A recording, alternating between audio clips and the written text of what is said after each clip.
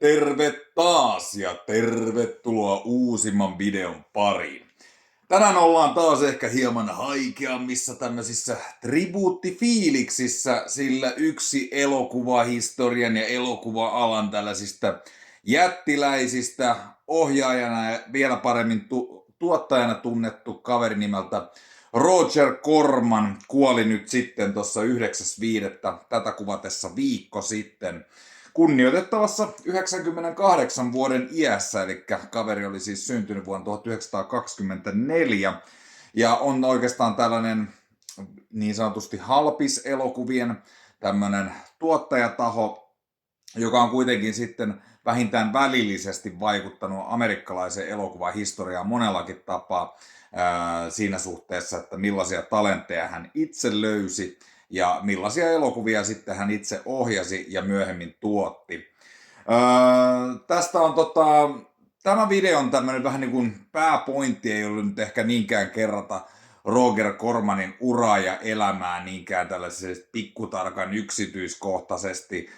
Musta tuntuu, että kaikki tämän tyyppinen tieto, niille ketä se kiinnostaa, tämmöinen pikkutarkkat detaljit, varmasti löytyy internetistä aika kattavasti, ja niille, jotka sitten vielä internetin jälkeen jää johonkin kaipaamaan tai muuten vaan haluaisi kirjaa lukea, niin mä suosittelisin tämmöistä Cormanin kirjaa vuodelta 1990, kun How I Made 100 Movies in Hollywood and Never Lost a Dime, jonka mä itse luin. Siitä on varmaan 10 vuotta nyt jo aikaa, mutta siinä sitten Corman pureutuu vähän vahvemmin tällaiseen omaan henkilöhistoriaansa ja filosofiaansa tehdä elokuvia.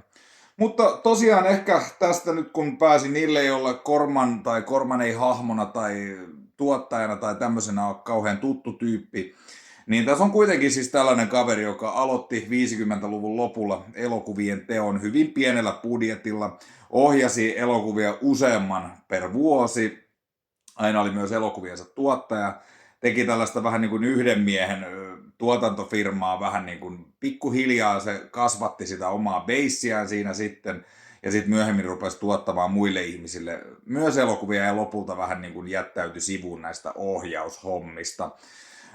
Cormanin tällaiselle filosofialle elokuvissa aika usein oli se, että Corman lähestyi elokuvan tekoa puhtaasti kaupallisessa mielessä sillä tapaa, että hän halusi minimoida budjetin siinä mielessä, että hän tietää, että tämä budjetti tulee sitten takaisin voittojen kerran.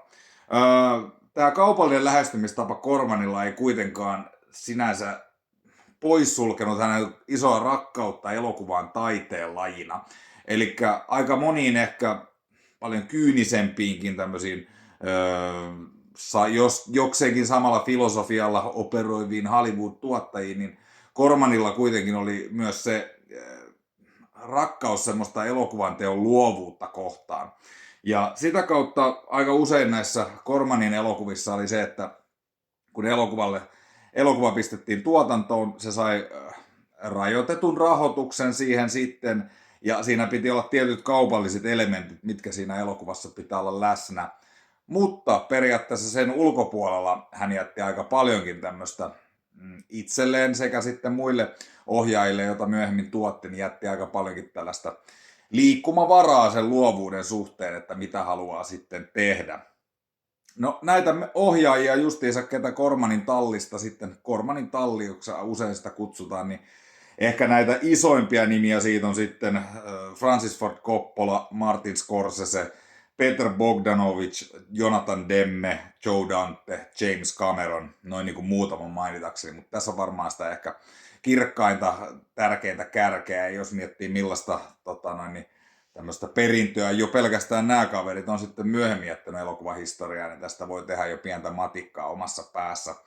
Myös näyttelijöille tällaisia hahmoja kuin Peter Fonda, Jack Nicholson, Dennis Hopper, Bruce Dern sekä William Shatner on tällaisia tyyppejä kanssa. Ja periaatteessa kun ottaa ton ohjaajalistan ja sitten tämän näyttelijälistan, mitkä tässä nyt äsken mainittiin, niin myös tämmöisen uuden Hollywoodin tämmöiseen tietynlaiseen luovaan renesanssiin, missä elokuvia tehtiin pienellä budjetilla, uskaliailla aiheilla ja välillä ehkä jopa pienellä eksploitatiivisella kulmalla, niin Corman oli siinä mielessä vähän niin kuin edelläkävijä tässä tässä suhteessa, koska hän aloitti tämän tyyppisellä eetoksella tekemään elokuvia jo sitten 50-luvun lopulla. Cormanhan tarttui amerikkalaisina systemaattisesti ehkä siihen näkökulmaan, että hän tajusi, että tuossa sodan jälkeen syntynyt sukupolvi alkoi olemaan tarpeeksi vanha 50-luvun lopussa ja 60-luvun alussa käymään elokuvissa, ja tavallaan elokuvateollisuus ei ehkä pystynyt sillä volyymilla siinä kohtaa vastaamaan siihen tarpeeseen, että nuoriso halusi käydä elokuvissa enemmän kuin mitä ehkä elokuvia oli tarjolla. Ja mitä elokuvia Hollywood tarjosi, ei ehkä ollut semmoisia, mitä nuoriso halusi nähdä, joten Corman sitten vastasi esimerkiksi gangsterikauhu- ja monsterielokuvilla ja tällaisilla. Mutta myös tärkeä tällainen hyvä pointsi on myös se, että Corman on sitten vuosien varrella myös levitti tämmöistä maailman elokuvaa, eli esimerkiksi François Truffaut ja Akira Kurosawan ja Ingmar Bergmanin elokuvien levityksistä osittain vastasi sitten Amerikan puolella Roger Corman, eli myös tämmöistä tietyllä lailla tämmöistä vähän niin kuin elokuvasivistävää levitystä Amerikkaan sitten hoiti myös Corman näin. Mutta tästä eteenpäin videossa mä haluaisin keskittyä ehkä enemmänkin tällaisiin yksittäisiin elokuviin. Me ei mennä mihinkään syväanalyysiin minkään näistä kohdalla, mutta mä haluaisin vähän aluksi puhua pikkasen elokuvista, mitkä mä oon Cormanilta itse nähnyt. Annan niistä sitten sellaiset pienet sanat ja suositukset. Ja sitten heitän tommosen pienen listan Cormanin ohjaamista elokuvista, mitkä mua on hirveän pitkään kiinnostanut nähdä, mutta en tätä kuvatessa ole sitten nähnyt. Ja näistä ja muistakin mainitsemattomista Cormanin ohjaamista elokuvista ja ihan oikeastaan kaikesta Cormanin jutuista, niin sitten tuonne kommenttikenttään sitten heittäkää kommenttia, joten pistäkääs nyt Roger Corman anturit kohilleen ja niin alkakaa miettiä tuotantoa samalla, kun mä täältä sitten suolan vähän läppää näistä jutuista, mutta heitän sitten kuitenkin noista näkemättömistä Cormaneista, mitkä mua eniten kiinnostaa, ne pikkasen juttuun. No sitten sen jälkeen vähän sama homma tehdään sitten hänen tuottajauralle, mikä onkin sinänsä tosi paljon kattavampi, mutta siitä mä oon ehkä tehnyt vähän semmoisen ehkä astetta tommoset tiiviimmät tärpit sitten siihen. Niistä, mitkä on nähnyt, mitä suosittelen, semmoiset tosi valitut, en todellakaan kaikkia listannut tähän, koska niitä on aivan liikaa listatakseen, mutta ne mun mielestä parhaat ja sitten ne kiinnostavimmat näkemättömät. Kyllä te varmaan saitte jutun juuresta kiinni, joten mennään asiaan. Joo, no mutta tosiaan ensimmäinen mennään kronologisessa järjestyksessä näistä nähdyistä Roger Corman ohjauskrediteistä on sitten tällainen elokuva kuin Machine Gun Kelly vuodelta 1958. Charles Bronsonin ensimmäisiä pääosarooleja elokuvissa ja Roger Cormanin varhaisia ohjauksia myös. Kertoo siis tästä pankkiryöstä ja Machine Gun Kellystä, joka aikanaan silloin sitten oli tällainen tosielämän hahmokin. Mutta elokuva nyt ei ehkä, jos miettii, että Roger Corman ja Charles Bronson, kaksi tällaista niin kuin, tietynlaisen genre-elokuvan titaania on nyt sitten samassa elokuvassa, ja mä en heti keksi toista tuotantoa, missä hän olisi ollut yhdessä, niin ehkä sellaisiin odotuksiin tämä nyt ei suoraan vastaa. Vähän tämmöistä alkuuran hapuilua nyt mä ehkä sanoisin, että kummassa tässä leffassa on, mutta tietyllä tapaa semmoista siistiä ajankuvaa ja semmoista nuoruuden intoa mun mielestä Machine Gun Kellystä tulee. Kyllähän tässä näkee, kun Bronson pääsee vähän ampumaan sitten konekiväärillä. Machine Gun Kelly ja seuraavana vuonna tuli sitten tällainen elokuva kuin A Bucket of Blood, mikä on sitten tällainen, oikein itse asiassa kun puhuin tuossa aiemmin ajankuvasta, niin tässä on oikeastaan juuri semmoinen hyvinkin hauska ajankuvaa edustava leffa, eli tässä on pääosassa sellainen kaveri kuin Dick Miller, joka sitten tosi monissakin Roger Corman tuotannoissa oli ja semmoinen tosi tuttu sivuosakasvo. Myös periaatteessa aika monet näistä Roger Cormanin talliin menneistä tyypeistä, näitä nimiä, joita äsken mainittiin, aika monesti sitten kästäs myöhemmin Dick Milleri. Jonkin sortin sivuosaan, mutta Dick Miller teki vain muutaman pääroolin koko kattavan uransa aikana, ja Bucket of Blood on yksi niistä. Tämä on tällainen elokuva, missä on sitten, justiinsa tästä ajankuvasta vielä palasin pikkasen aasinsillan jälkeen siihen, niin kertoo tällaisesta kaverista, joka haluaisi uida tämmöisiin 50-luvun lopun tämmöisiin nuorisotaiteilija humanistipiireihin, jossa on selkeästi tällaiset omat hierarkiat ja säännöt ja aatteet, mitä pitää noudattaa ja tietynlaiset taidesuunnat. Ja sen huomaa siinä, että kaveri tuntee olonsa ulkopuoliseksi, mutta tavallaan haluaisi päästä tosi kovasti piireihin mukaan. Mutta ehkä tällaiset turhamaiset ja jopa vähän narsistiset semmoiset tyypit, joille tämä status näissä piireissä on tärkeämpää kuin se itse taide, jyrääkin hänen yli sitten siinä ja on tällaisia tosi vähän niin kuin teennäisen olosia beatnik-runoutta henkiviä tyyppejä ja hän sitten päättää luovuudessaan luoda jotain muuta ja sitten vähän niin kuin tappaa ihmisiä ja tehdä sitten siitä verestä taidetta, ja tämä on sitten tämä elokuvan juoni. Saattaa kuulostaa groteskilta, mutta pääosin mun mielestä tämä on aika tämmöinen quirky kauhukomedia tydemi sitten tämä, josta mun mielestä ehkä asteen aliarvostettu leffa on ollut aina Bucket of Blood. Toisin kuin ehkä huomattavasti arvostetumpi kauhukomedia, sitä seuraavana vuonna 1960 tuli tämmöinen kuin The Little Shop of Horrors, pieni kauhukauppa, missä on sitten tämmöinen lihansyöjäkasvin ympärille keskittyvä tämmöinen tarina, mikä on tämmöinen hirtehisen hauska ja vähän tämmöinen groteskilla tavalla humoristinen elokuva, kuvattu vaan parissa päivässä, ja tässähän on esimerkiksi Jack Nicholson yhdessä varhaisissa rooleissaan pienessä sivuroolissa tämä Little Shop of Horrorista. Mä en ole itse koskaan tästä elokuvasta ehkä semmoista kauhean lämmintä tai rakasta suhdetta siihen, vaikka pari kertaa on nähnyt. Verrattuna esimerkiksi tuohon Bucket of Bloodiin, jossa ehkä mun mielestä astettaa enemmän semmoista koomista ja innovatiivisempaa ja älykästä kiertopalloa, mutta klassikkostatuksen tällaisessa omassa B-kulttielokuvasarjassahan pieni kauhukauppakin on sitten saavuttanut. No ehkä oikeastaan mun mielestä näistä Cormanin ohjaamista elokuvista kuitenkin se tiukin, minkä mä olen itse nähnyt, on tämmöinen leffa kuin The Intruder, mikä on vuodelta 1962. Ja siinä sitten näyttelee sitten William Shatner proto Star Trek-aikoja, eli ennen niitä, kun meni Star Trekkiä, ehkä just tehnyt sen Twilight Zone jakson, missä se on siellä lentokoneen siivellä pelkää sitä monsteria ja näin. No nyt meni vähän deep cut viittaukset näin, mutta anyway, William Shatner esittää tässä tällaista niin kuin ihan äärirasistista kansankiihottajatyyppiä sitten syvässä etelässä, joka sitten kehottaa väkivaltaan mustia kohtaan. Tämä on oikeastaan mun mielestä tällaisista amerikkalaisista rasismia ja kaikenlaista rotusyrjintää käsittelevistä elokuvista mun mielestä edelleenkin yksi väkevimmistä, mitä mä oon koskaan nähnyt. Siitä ainoasta katselusta, minkä mä oon nähnyt, siitä on kyllä tosi pitkä aika, mutta tunnelmasta mulle jäi mieleen semmoinen jotenkin tosi puhutteleva, mutta ei erityisen alleviivaava sävy, vaan semmoinen niin kuin oikeastaan tosi älykäskin elokuva. Ja tunnelma on semmoinen vähän ilkeä, mutta kuitenkin tässä on elokuvan tekijöillä ollut sydän kohillaan, ja tämä on mun mielestä tällaisista rasismielokuvista kyllä yksi tehokkaimmista, mitä on itse nähnyt. Ja vaikka William Shatner nauttii ehkä tämmöisestä vähän niin kuin camp-henkisestä näyttelijän statuksesta vähän tämmöisen eksentrisen tyylinsä vuoksi, niin mun mielestä tässä Shatner vetää kyllä ainakin vähän tällaisella klassisemmalla tavalla mun mielestä oikeasti aika mahtavan roolin. No sitten on muutamia näitä Edgar Allan Poe-filmatisointeja, mitä sitten Poe teki yhteensä 8 kappaletta tässä 60-luvun alusta 60-luvun puoliväliin asti, teki tosi tiuhaan tahtiin. Mä oon näistä 8 nähnyt 3, ja pitää kyllä sanoa, että tässä on tämä ensimmäinen on tämä The Raven, Korppi. Olen kerran nähnyt Yle Areenalta. Tämä ei hirveästi mulle jättänyt mielikuvia, muistan vaan, että kästi oli tosi hyvä. Tässä oli Vincent Price ja tässä oli sitten Boris Karloff ja näin edelleen. Sitten samana vuonna tuli itse asiassa toi The Terror, mikä on, taitaa olla itse asiassa ylijäämämatskuja, mitä tuosta Ravenista jäi.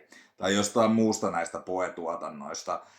Se on mun mielestä tosi huono leffa. Corman on merkattu 9 ohjaajaksi näistä kaikista, jota muita oli mun mielestä, muistaakseni ainakin Jack Hill ja Francis Ford Coppola. Eli siellä nyt on vähän kaikki käynyt kuvailemaan jotain matskoja ja sitten siitä on häthätää leikattu jonkin sortin elokuva. Niin kuin, että on kuvattu uusiksi ja käytetty edellisen leffan ylijäämäkohtauksia. No, kyllä se mun mielestä se The Terror nyt vähän siltä vaikuttaakin. Jack Nicholson ja Boris Karloffhan siinä sitten pääosissa. No sitten mun mielestä oikeastaan näistä Corman Edgar Allan Poe tuotannoista, mitä mä oon nähnyt, niin mun mielestä tää vaikuttavin on ollut tää The Mask of Red Death, missä sitten Vincent Price esittää tämmöistä oikein eksentristä ja tällaista herraa tämmöisessä kartanossa, joka sitten järjestää tämmöiset naamiaispileet ja sitten tuleeko siinä sitten rutto kaupunkiin vai miten se oli näin, että siinä sitten karmeuksia sattuu tässä tällaisessa groteskiksi yltyvässä naamiaisjuhlassa. No siinä oli oikeastaan nämä mun kommentit niistä, mitä mä oon nähnyt Cormanin ohjauksia. Vedetään ehkä vähän snadisti nopeammalla temmolla tää lista tällaisista, mitkä mun mielestä on niitä kiinnostavimpia, mitä mä en ole nähnyt. Not of this Earth vuodelta 1957. Tää on näitä Cormanin, näin varhaista Corman elokuvaa en ole itsekään koskaan nähnyt, mutta tää on kuitenkin tämmöisen jokseenkin vankan skifi, 50-lukulaisen skifi-elokuva kulttisuosio on sitten vuosien varrella saavuttanut ja se on semmoinen titteli, mikä mullekin tulee aina joissain keskusteluissa tasaisesti vastaan, ainakin kun itse tykkään 50-lukulaisesta skifistä tosi paljon. Sitten ehkä vähän tämmöisiä houkia monsterimeininkiä, sitten tällainen kuin The Wasp Woman, tääkin on mulla tullut usein vastaan, mutta en ole kattonut. Tämmönen niinku ampiaiskärpäsmuija on sitten siinä. Varmaan vähän tosta Vincent Pricein tähdittämän The Fly-leffan menestyksen myötä varmaan tehty semmonen pikku oma mukaelma siinä, näin mä voisin kuvitella. Sitten on toi ensimmäinen noista aiemmin mainitusta 8 Edgar Allan Poe-adaptaatiosta, eli House of Usher, ihan tommonen legendaarinen tarina toi. Ja sitten siihen samaan settiin kuuluu vielä toi The Pit and the Pendulum, Tales of Terror, The Haunted Palace ja The Tomb of Ligeia. Nämä oli ainakin mun mielestä tää Edgar Allan Poe-setti. Ja sitten näiden lisäksi on sitten tollainen leffa kuin The Premature Burial ja sitten X, The Man with X-Ray Eyes. Nämä on kumpikin täältä 60-luvun alkua kumpikin leffa. Sitten on toi The Trip, miltä mulla löytyy tuolta hyllystäkin itse asiassa toi Signal Onen, tommonen aika karvalakki Blu-ray, mutta se on vielä itse asiassa kattomatta ja sehän pitäisi kyllä lähiaikoina katsoa. Siinä on vähän tuommoista proto Easy Rider -porukaa, eli Peter Fonda ja oliko siinä Dennis Hopper ja Jack Nicholsonkin. Heillä oli kaikilla jonkin sortin osaa tai arpaa sen leffan tekemiseen. Tuommoinen huumetrippi-leffa vuodelta 1967. Ja oikeastaan noista Cormanin ohjaustöistä semmoinen ehkä viimeinen kiinnostavin, mikä mulla olisi sitten tämä hänen uransa viimeinen ohjaustyö, eli Frankenstein Unbound vuodelta 1990.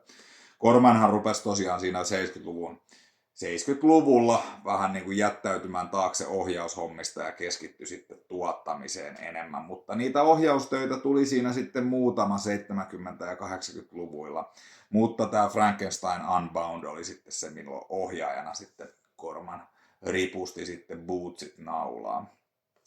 No sitten jos mennään tähän tuottajapuoleen pikkasen sitten tässä, tämähän olisi niin kuin oikeastaan, siis tästä kun tekisi vaikka live-lähetyksen pelkästään siitä, että mitä kaikkia elokuvia Roger Corman oikeasti on tuottanut, niin en tiedä riittäisikö 5 tuntiakaan jutella kaikkea sitä, että se määrä on aivan älytön. Ja riippuu vähän miten se on listattu se tuottajakrediitti.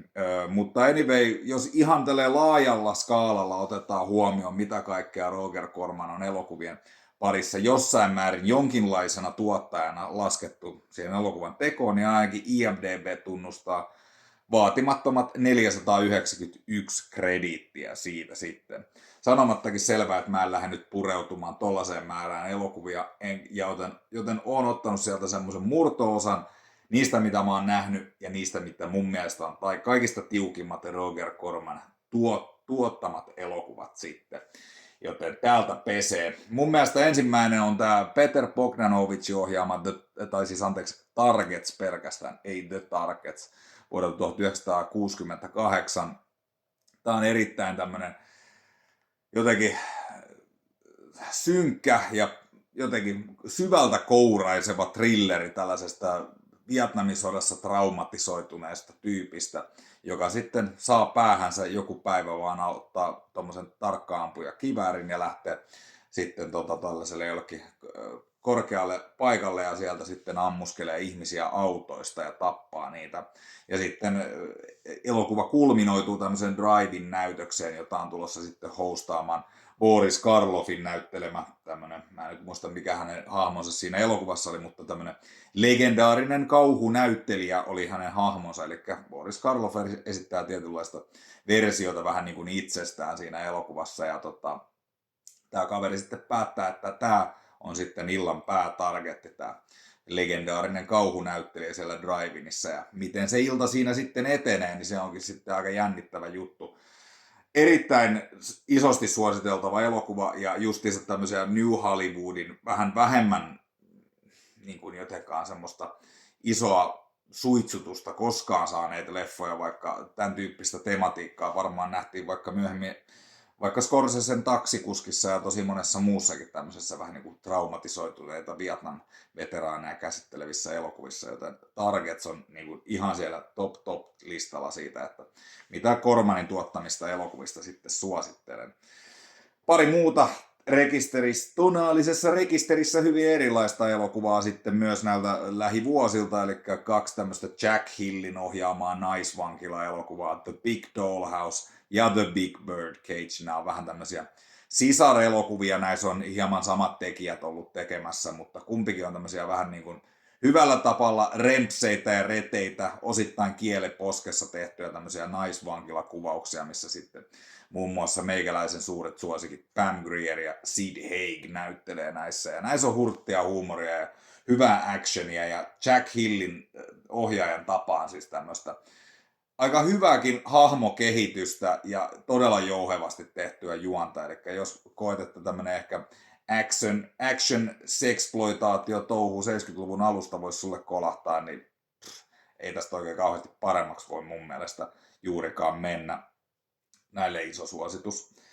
Sitten 70-luvun lopulta muutama tekele, ainakin Corman sitten tarttu tuohon Ilsan jatko-osaan, eli pahamaineisen Ilsa She-Wolf of the SS:n jatko-osan Ilsa Tigress of Siberia, joka on mun mielestä eri tavalla yliampuva leffa kuin tämä edeltäjänsä, missä on sitten vähän tämmöisiä omituisia skifi-elementtejä ja jostain syystä Ilsan natsimenneisyytensä niin siitä huolimatta, niin hän on sitten päättynyt neuvostoliittolaiseen gulagiin tekemään näitä ihan yhtä sadistisia, mutta yhtä lailla seksuaalisesti ja perversisti kiinnostuneita juttujaan sitten siellä, joten eksploitaatiota oikeastaan omimmillaan ja mun mielestä sellaisenaan tosi viihdyttävä tapaus.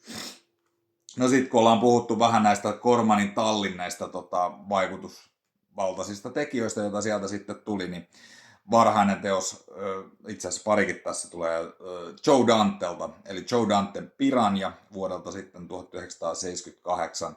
Tietysti Steven Spielbergin Tappajahain Vanavareessa tehty tällainen kala-eläinkauhu tekele, missä sitten noi pahat pirajat sitten siellä sitten tällaista pientä tällaista aluetta siellä sitten vaanii ja oikein viihdyttävä omassa lajissaan. Simppeli ja lainaa ideansa paljon paremmasta elokuvasta, mutta silti toimii omassa tällaisessa Roger Corman tyylisessä kategoriassaan. Mutta Joe Dantesta vielä sen verran, että siitä seuraavana vuonna 1979 niin Joe Dante oli duunaamassa tämmöistä elokuvaa kuin Rock and Roll High School, missä on sitten tuohon aikaan juuri niin kuin läpilyöneet The Ramones pääosassa, ja siinä on sitten muun muassa Halloween-elokuvasta tuttu PJ Souls ja tällaista kaikkea, vähän tämmöistä niin kuin teini high school meininkiä, mutta sitten tällaisella juuri sopivalla rock and roll twistillä ja tiettyä tämmöistä, no en ehkä voi puhua punk rock eetosta, vaikka Ramonesta tavallaan punk-bändistä voidaan laskea. Tässä on ehkä enemmänkin semmoinen niin kuin fiftarin nostalgia-tyyppinen juttu, mikä oli tohon aikaan pinnalla esimerkiksi elokuvista American Graffiti ja Grease, mutta sitten tietysti toi tommonen Ramonesin ehkä vähän tommonen juntaavampi ja raskaampi tommonen ränttätäntä poljento siinä sitten ehkä tuo sen oman twistinsä. Musta Rock and Roll High School on oikein viihdyttävä elokuva. Sitten puhutaan pikkasen tuosta Roger Cormanin, jotkut on kutsunut tätä Cormanin Skifi-trilogiaksi tässä 80-luvun alussa näillä elokuvilla nyt ei ole sinänsä juuri paljon muuta yhteistä kuin se, että Corman on näiden tuottaja ja nämä on tullut peräkkäisinä vuosina. Ja tietysti mun mielestä myös se, että kaikki nämä on oikeastaan lajissaan ihan pirun hyviä. Eli Battle Beyond the Stars vuodelta 1980.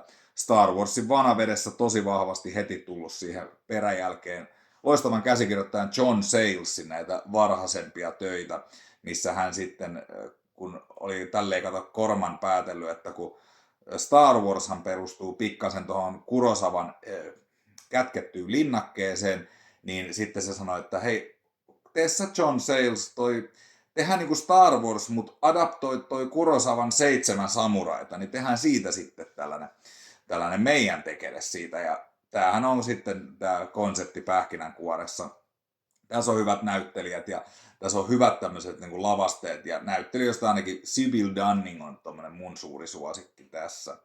Oikein semmoinen hauska, hyvän mielen, ehkä vähän sellainen käppä Star Wars, mutta ainoastaan parhaimmalla mahdollisella tavalla. Jos ainakin mun pitäisi nykypäivänä enää, jos mun pitäisi valita, kattelisinko ensimmäisen Star Wars vai kattelisinko Battle Beyond the Stars, niin ehkä tämmöisen Star Warsin ylikulutuksen, mitä sitä on tullut vuosien varrella, niin mä ottaisin kyllä kyselemättäkään Battle Beyond the Starsin, sen minkä mä ehkä mieluummin katsoisin tänä päivänä uudestaan.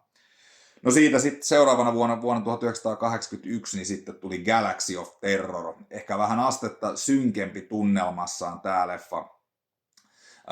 Mutta en muuten maininnutkaan tuossa Battle Beyond the Starsissa, mutta kuten myös siinä, niin tässäkin on sitten tuolla visuaalisten efektien puolella ja mattemaalauksia duunannut ja tällaista on duunannut sitten toi James Cameron, joka sitten näitä Cormanin ehkä näitä, voisi sanoa ehkä viimeisimpiä tämmöisiä suuria löytöjä sitten tuli, mutta Cameron puuhasteli näissä sitten tuolla vähän taka-alalla. Galaxy of Terrorin viime kattelusta on mulla ehkä vähän turhan pitkä aika, että mä lähtisin nyt sellaista syvempää juttua siitä heittää, mutta tykkäsin tosi paljon visuaalisista ilmeistä ja on jäänyt mieleen yksi tällainen seksuaalisesti sävyttynyt monsterihyökkäys sitten siellä avaruusaluksella ainakin. No sitten se kolmas osa, mikä tätä Cormanin Skifi-trilogiaa on sitten tällainen kuin Forbidden World, mikä on sitten mun mielestä oikein lajissaan. Tää on tämmönen just vähän tämmönen retro-skifi, pahvilavasteissa duunattu värivaloilla semmonen oma tunnelmointipätkä. Ehkä vähän Alien on nyt sitten tässä kohtaa se, niin kuin, mitä lähdetään pikkasen jäljittelemään, mutta tässäkin on kaikkea vähän ehkä irrallisia seksikohtauksia ja kaikkea sellaista sitten.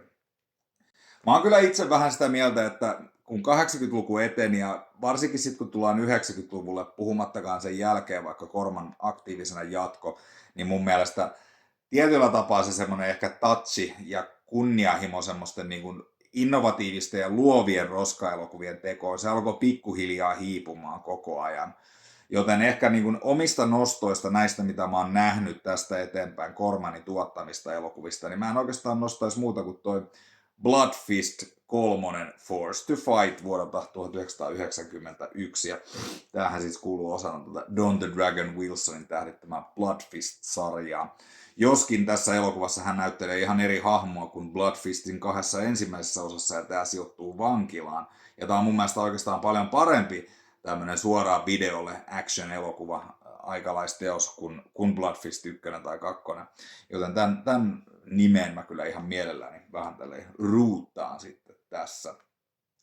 Siinä oli oikeastaan nämä tuottajavalinnat multa Cormanin kohdalta, ne mitkä mä olin itse nähnyt, mutta otetaan tähän vielä pari tähän loppuun tämmöisiä, mitkä mun mielestä kiinnostavimpia niistä, mitä mä en ole nähnyt Cormanin tuottamia elokuvia. Eli on toi The Dunwich Horror vuoden 1970, varhaisimpia noita suoria H.P. Lovecraft-sovituksia ja Dean Stockwell pääosassa. Tästähän liikkuu se Blu-ray, nyt en saa millään päähän, mikähän se, oliko se Arrowlla vai millä oli tää tämmönen suhteellisen yleinen ja varmaan ihan hyväkin julkaisu siitä, mutta en ole hommannut enkä ole kattonut leffaa, mutta kuuluu, että tää olisi kyllä tosi hyvä. Sitten on toi The Twilight People vuodelta 1972, joka on kuulemma jonkin sortin adaptaatio tuosta Tohtori Morean saaresta, mikä on yksi mun lemppari kauhukirjoja niin kuin ikinä. No ehkä itse asiassa jopa mun lemppari kirjoja ikinä, se on tosi hyvä mä dikkaan Tohtori Moreonsaari adaptaatioista, ja tää on ilmeisesti vähän semmoinen epävirallisempi versio siinä sitten, missä sitten Pam Grier näyttelisi tästä 30-lukulaisesta versiosta tuttua hahmoa Panther Womania, joten mun mielestä siinä on niinku, ei voisi olla paremmin mun päässä nämä kohdillaan nämä tähdet sen suhteen, mutta tätä mä en tiedä, että miten tätä on julkaistu. Sitä on hyvin harvoin tullut mulle missään vastaan, että en ihan suoraan muista itse tälleen heittää nyt tosta.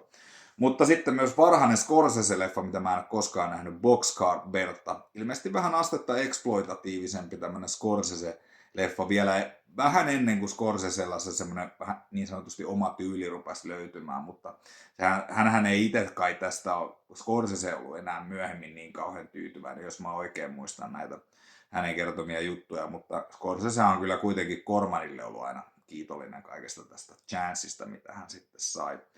80-lukulaisista leffoista Warrior and the Sorceress, tämmönen, onko tämä Albert Punin debyyttiohjaus, kuulemma tämmöinen oikein viihdyttävä miekka- ja magia-elokuva, missä sitten muun muassa David Carradine pääosassa. Tästä kuulee myös tasaisin väliä ja hyvää juttua.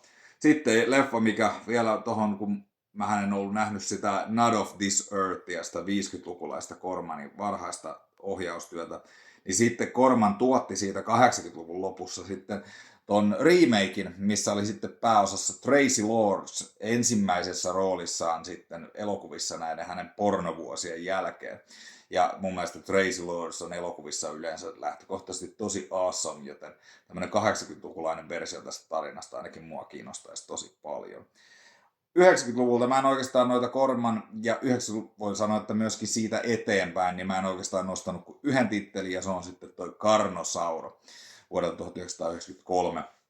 Ilmeisesti vähän tämmönen väkivaltaisempi dino-elokuva tähän Jurassic Parkin herättämään dino-boomiin sitten, ja tämmönen vähän halvempi Roger Corman juttu sitten siinä, mutta tää ainakin mua kiinnostaa tosi kovasti,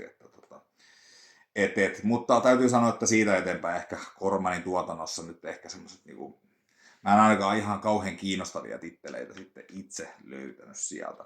Mutta tää oli tällainen pieni otanta Roger Cormanista tää video, tällaisia vähän fiilistelyjä sieltä täältä uralta. Musta olisi tosi nastaa, jos tänne kommenttikenttään saataisiin pikkasen juttua sitten siitä, että mitä fiiliksiä teillä on jäänyt Cormanista, mitä leffoja on sellaisia, mitkä on jättänyt tavalla tai toisella joku semmoisen tunteen sitten tästä kaverista. Ja tää on, mä jotenkin, tässä kun mä vähän olin pohtinut tätä videon tekemistä jonkin aikaa, niin mä huomasin, että hyvin vähän oikeastaan, kyllä tää oli mainittu niin kuin siis semmoisena pikku-uutisena siellä täällä, mutta hyvin vähän tuntuu olevan tarttunut kukaan oikein silleen tähän hommaan, tai joku mikään media silleen ja tehnyt mitään laajempaa juttua. Se voi olla, että ehkä semmoisia on tulossa, mutta ei ainakaan mulle heti tullut, ja no joskushan näillä kestää vähän reagoida, mutta sen ainakin mä huomasin, mikä on hyvä juttu. Jos satutte Helsingissä pyörimään kesällä, niin tossahan on sitten toi VHS Teatteri Union tämmönen makeita tämmöisiä vähän niin kuin kuratoituja vanhoja leffoja usein näyttävä pulju, niin ne ainakin tekee sitten Corman-sarjan keskittyen nimenomaan tähän varhaisempaan kamaan ja ohjaustöihin sitten, niin sieltä tulee olemaan aika kovaa settiä. Mä yritän itse päästä varmaan johonkin näytökseen paikalle, mutta on kesällä valitettavasti useimmat illat töissä, joten se ei välttämättä ole useampina kertoina mahdollista, mutta jonkun ajattelin ehkä tässä kesän aikana siellä sitten käydä katsomassa. Ja jos joku sinne tulee ja siellä esimerkiksi mut bongaa, niin voit sitten sanoa, että Roger Corman rules, että vittu, nyt katsotaan elokuvaa. Eipä mitään, jatketaan juttua kommenteissa ja se on tältä kertaa mun osalta moro. Kevyet mullat Roger Cormanille.